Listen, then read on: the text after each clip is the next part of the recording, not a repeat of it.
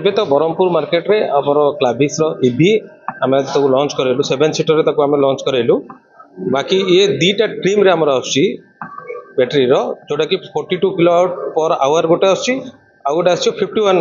Kilowatt per hour रे आसीबो आपण जोटा कि 42 रे आपणकर 404 रेंज रहइबो आ बाकी 51 रे आपणकर 490 रेंज रहइबो आ 6टा कलर रे ये आसीबो विथ आपणकर फुल्ली पानारोमिक सनरूफ सहित आपण ADAS 2 रे फीचर्स रे अवेलेबल हो निहाती देखंतु आपणकर जदि पेट्रोल साथी आप कैलकुलेशन करेंगे ये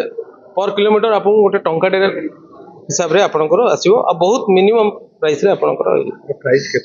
ये 17 लाख 19 स्टार्टिंग होची 24 लाख।